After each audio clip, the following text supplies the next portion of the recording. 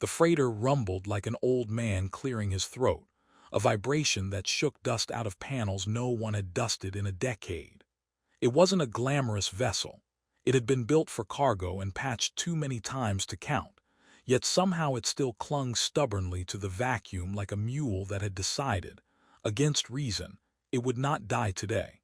Inside the docking bay, crates sat in precarious stacks, some humming with refrigeration, others giving off faint smells of spice, metal, and something that could only be described as burnt socks. He tightened the last bolt on the cracked coolant line, his wrench slipping once and nearly taking a piece of his thumb with it. He grunted, then looked over his shoulder as though someone had witnessed his clumsy moment. "Don't worry, ladies and gentlemen," he muttered to the ship, "professional at work here. Absolutely no idea what I'm doing, but I do it with style." The ship groaned in response, a low echo through its bulkheads, which he pretended was a laugh at his expense. It was while he was arguing with the coolant pump about whose fault the leak really was that he first noticed the footsteps. Light, quick, with a rhythm that didn't match the heavy boots of cargo handlers. He peered from beneath the half-broken console, his face smudged with grease. And there she was, standing at the threshold of the bay as if unsure whether she had permission to exist in the same air as him. She looked at first glance like any other young woman who might have stepped off a commuter shuttle, except for her ears. Long and elegant, they rose slightly past her hair, curving in a way that made her look like she had been crafted rather than born. Not sharp, not grotesque, but something sculpted, something deliberate, as though nature had paused over her design and thought, "Let's add a flourish." He blinked. She blinked back. And then he ruined the moment by wiping his forehead with the same hand holding the greasy rag, leaving a black streak that made him look like a raccoon. He said, brilliantly. "You lost. Because unless you're here to fix coolant lines, you've made a terrible life decision walking into this mess." Her eyes flicked around the room, cautious but curious. "This is your territory." Territory makes it sound like I'm the captain. "No, this is my corner of bad decisions. You're standing in the sacred temple of broken machinery. And you are." She hesitated, her long ears twitching slightly, an unconscious movement like someone adjusting their glasses. "Liara," she said softly, as though the name itself was fragile. "Well, Liara, unless you're here to help me figure out why this ship keeps crying coolant like a toddler at bedtime, you're gonna have to stand back. Safety hazard." Her lips curved, not quite a smile, not quite amusement, more like someone who hadn't smiled in so long that she was testing the shape of it again. "I know something of machinery." He squinted at her. "Really? You sure you didn't just mistake this for the cafeteria? Because I should warn you, it smells about the same." Liara stepped forward anyway, brushing her fingers over the edge of the console. To his surprise, the ship's hum shifted, like a heartbeat settling into a calmer rhythm. She tilted her head, listening to something he couldn't hear. "Your coolant line isn't aligned with the secondary intake. It's why the pressure keeps failing." He opened his mouth to argue. After all, he'd been arguing with this same line for days. But then he leaned closer and realized she was right. The connection wasn't flush. It had slipped a fraction, just enough to cause chaos. "Well, I'll be damned. Either you're a mechanical genius or the ship just likes you more than it likes me, which frankly wouldn't surprise me." She glanced at him, and this time there was a smile, quick and real. "Perhaps both." He laughed, a bark of sound that startled even him. "Great. The ship's making new friends while I'm still waiting for it to buy me flowers." It was an odd beginning, but that was how it often went with him. Nothing grand, nothing orchestrated, just grease, awkward jokes, and sudden turns that made no sense until they did. As the hours passed, more of them arrived. Women who looked human but with the same elegant ears, stepping into the cargo bay as though drawn by the sound of conversation, or maybe by the rare possibility of not being treated like fragile glass. They carried themselves with the quiet weight of people who had been promised safety and given only suspicion. Some leaned against crates, others sat on the floor, but all of them watched him with eyes that measured, judged, and, most confusing of all, hoped. He wasn't good at speeches, never had been, so instead of pretending otherwise, he tossed a broken wrench in the air and caught it. "So," he said, "anyone here know how to fix a food dispenser that thinks soup should come out frozen? Because if not, I'm afraid tonight's dinner is going to be ice chunk stew."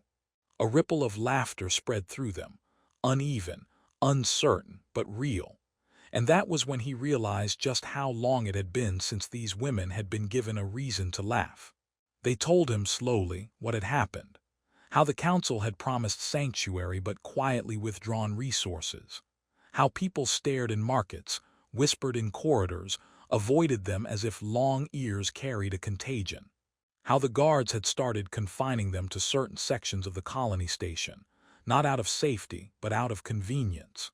He listened, not with speeches or reassurances, but with the occasional joke, the occasional muttered curse at the coolant line, and the occasional reminder that no matter how bleak things seemed, there was always something to laugh at, if only because laughter made the bleakness just a little less sharp.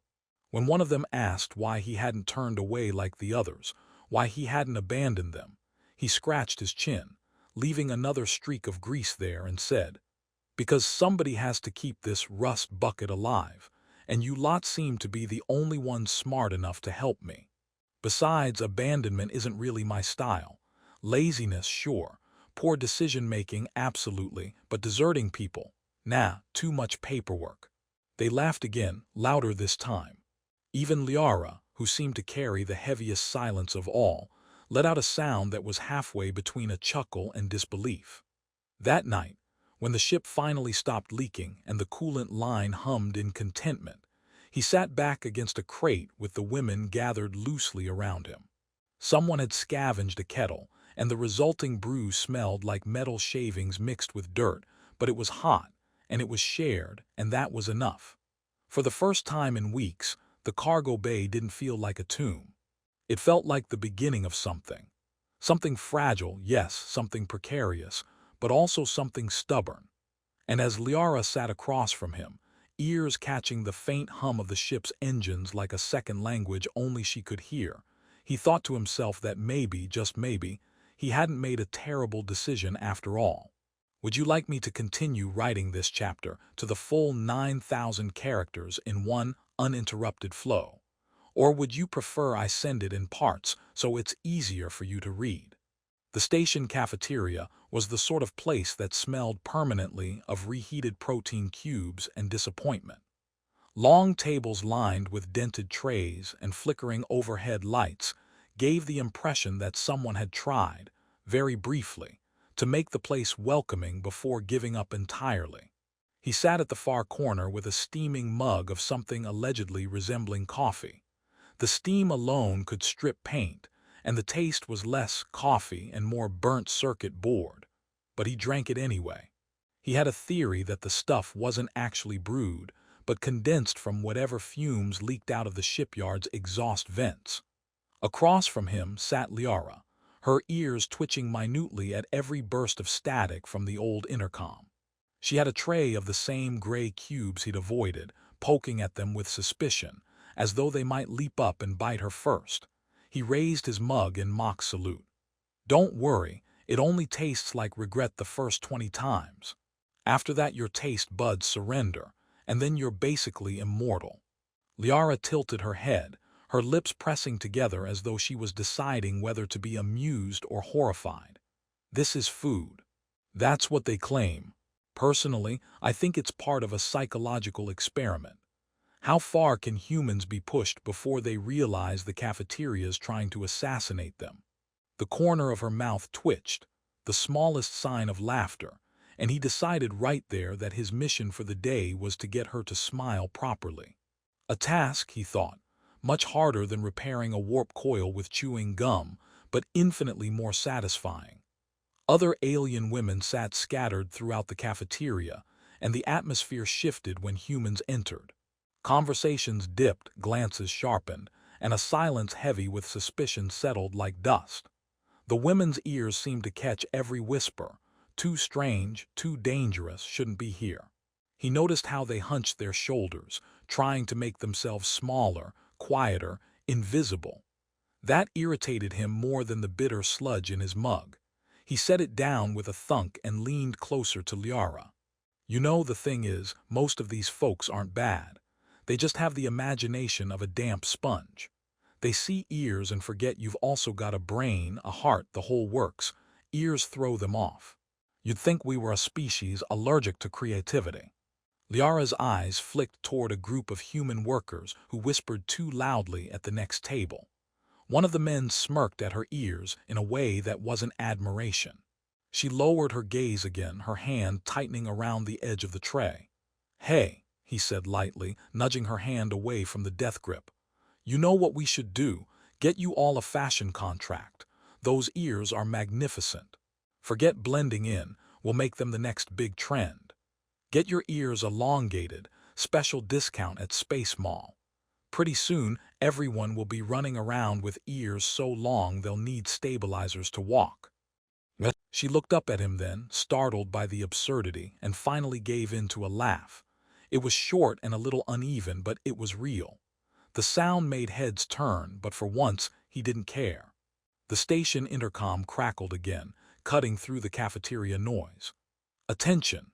Section C environmental controls require immediate maintenance. All non-essential personnel vacate the area."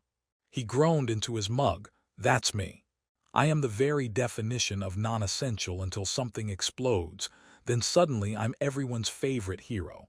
It's a real confidence booster." He pushed back his chair. "Come on, Liara. You've got the magic ears. Maybe you can sweet-talk the ventilation system into not frying us alive." She blinked. "You want me to accompany you?" "Of course. Half the time I can't tell if the machinery is making a normal noise or preparing to kill me. Though, you listen like you actually understand what it's saying. Besides, if I pass out from inhaling coolant fumes, you'll need to drag me out by the ankles." Liara raised an eyebrow. "You assume I would." He grinned. "Absolutely. You strike me as the responsible type. I, on the other hand, am irresponsible enough to think this is a good idea." They headed down to Section C, where the air already shimmered faintly with heat distortion. The environmental unit was a beast of metal and pipes, rattling in protest like a dying dragon. He cracked it open with a wrench and nearly gagged at the smell. "Yep, there's your problem. Somebody's been feeding it cafeteria leftovers again." Liara crouched beside the machine, tilting her head as her ears twitched. "The intake valves are misaligned with the secondary filters. If they continue this way, the pressure will cause explosion, meltdown, doom." "Got it," he interrupted. "How do we fix it?" Her fingers danced over the panels, elegant and precise, as though she'd been born for it. The rattling shifted into a steadier hum, calmer somehow. He handed her tools without question, watching the way she listened to the machine more than to him. "You're good at this," he said after a while. "Better than anyone I've seen. You and the ship, you sort of click." Liara didn't look up, but her voice was quiet. "Where I come from, we learned to hear the language of machines. They are not just metal, they breathe, they feel." But here, she trailed off, adjusting a valve until the heat shimmer faded. "Here, no one listens." "Well," he said, leaning back against the bulkhead, "lucky for you, I'm a terrible listener. Which means I'll just have to stick around until you get tired of explaining things to me."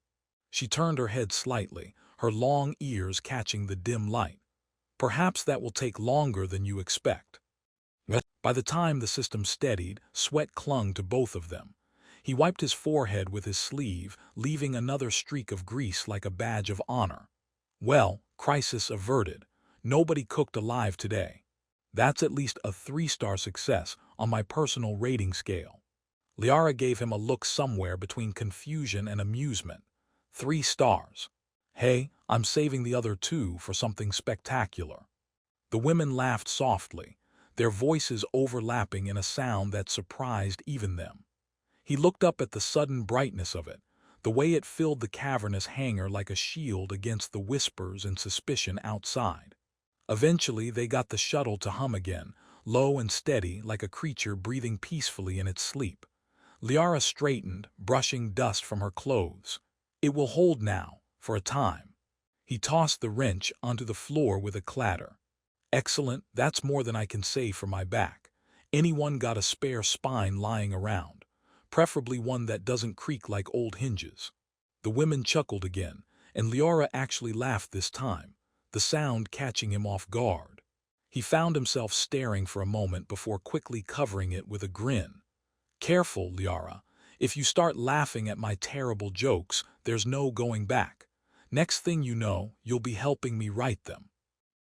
Later, as they sat on crates around the shuttle, the alien women began to share pieces of their past.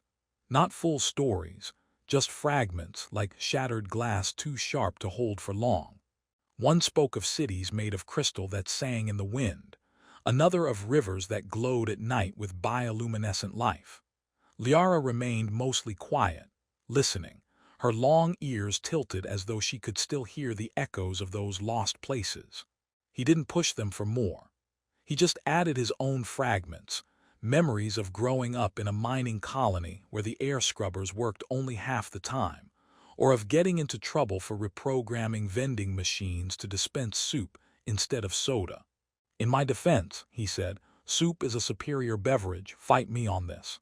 The women exchanged glances, then laughed again, and he realized it wasn't just about fixing ships or stopping coolant leaks. It was about building something fragile but real, something that could survive even in the cracks of abandonment. When the shift siren blared, calling workers back to duty, he hopped off his crate and stretched until his shoulders popped. "Well, ladies, looks like duty calls," which is a fancy way of saying someone somewhere has broken something, and they need me to fix it badly enough to pretend they respect me for 5 minutes. Liara stood, her gaze lingering on the shuttle as though reluctant to leave. Then she looked at him, her voice steady. "You did not abandon us today." He rubbed the back of his neck, awkward under the weight of her words. Abandonment's overrated. Too much paperwork, like I said. Besides, who else is gonna listen to me argue with a shuttle about its emotional issues?" She shook her head, but there was warmth in her eyes this time. The other women followed her out, their steps lighter than when they had entered. He lingered a moment longer, patting the side of the shuttle affectionately. "Don't worry, buddy. You're in good hands. Well, reasonably good hands. Hands that sometimes drop wrenches, but still hands." The shuttle gave a low hum, and he grinned as though it had agreed with him. And somewhere deep inside the station, where politics festered and orders were drafted that would not be in the women's favor, none of that mattered, at least for now. For now, there was laughter in the hangar, a shuttle that no longer screamed in pain, and the fragile thread of loyalty binding one stubborn human to a group of women who had almost forgotten what it felt like to be seen. The alarm klaxons blared across the docking ring, a sound designed to rattle teeth and ruin mornings. Red lights pulsed against the bulkheads, painting everyone in flashes of emergency crimson. He jogged down the corridor with a wrench in one hand and a half-finished cup of sludge coffee in the other, muttering under his breath. "Always when I'm on my break. Always. You think emergencies could wait until I've had my second cup, but no." Behind him, Liara and several of the other alien women followed, their long ears twitching at the shriek of the sirens. They didn't look panicked anymore, not the way they had weeks ago. Their steps were steady, eyes sharp, hands ready to help. If anyone had told him a month earlier that they'd be charging alongside him toward a hangar stuffed with angry bureaucrats and malfunctioning tech, he would have laughed and asked what they were drinking. But here they were, and here he was, running with them, not ahead or behind, but with. When they burst into the hangar, the problem revealed itself immediately. The council's guards were stationed around the perimeter, rifles slung at the ready, surrounding the shuttle they'd worked so hard to restore. Over the loudspeaker, a clipped voice announced, "By order of the council, all non-registered alien citizens are to be relocated immediately. Compliance is mandatory." He stopped dead, sloshing sludge coffee onto his shirt. "Relocated. Oh, sure. That's politician speak for dumped somewhere cold and miserable until everyone forgets you exist. I've seen this movie before, and spoiler alert, it doesn't end well. Liara's gaze locked on the shuttle, her jaw tightening. Around them, the other women exchanged glances, fear, anger, resignation, all flickering across their faces. The guards advanced a step, rifles humming. One barked, "Step away. This area is under council authority." He raised his free hand, still holding the mug in the other like it was a sacred relic. All right, let's all calm down before somebody does something we'll regret. You start firing, the shuttle blows, and then none of us get our deposit back. Trust me, paperwork on a blown-up shuttle is worse than death. The guard did not laugh. Liara stepped forward, placing herself between the rifles and the women. Her voice was steady. The women laughed softly, their voices overlapping in a sound that surprised even them. He looked up at the sudden brightness of it, the way it filled the cavernous hangar like a shield against the whispers and suspicion outside. Eventually, they got the shuttle to hum again, low and steady, like a creature breathing peacefully in its sleep. Liara straightened, brushing dust from her clothes. It will hold now, for a time. He tossed the wrench onto the floor with a clatter. Excellent, that's more than I can say for my back. Anyone got a spare spine lying around? Preferably one that doesn't creak like old hinges. The women chuckled again, and Liara actually laughed this time, the sound catching him off guard. He found himself staring for a moment before quickly covering it with a grin. Careful, Liara. If you start laughing at my terrible jokes, there's no going back. Next thing you know, you'll be helping me write them. Later, as they sat on crates around the shuttle, the alien women began to share pieces of their past. Not full stories, just fragments like shattered glass too sharp to hold for long. One spoke of cities made of crystal that sang in the wind, another of rivers that glowed at night with bioluminescent life. Liara remained mostly quiet, listening, her long ears tilted as though she could still hear the echoes of those lost places. He didn't push them for more. He just added his own fragments, memories of growing up in a mining colony where the air scrubbers worked only half the time, or of getting into trouble for reprogramming vending machines to dispense soup instead of soda. In my defense, he said, soup is a superior beverage, fight me on this.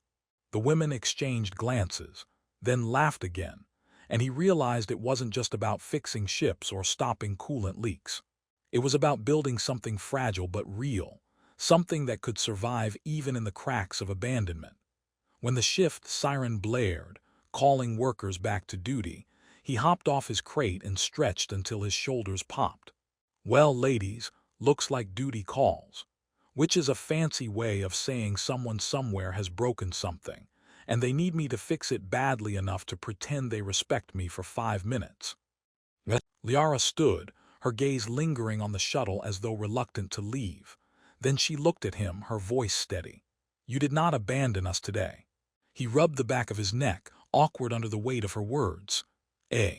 Abandonment's overrated. Too much paperwork, like I said.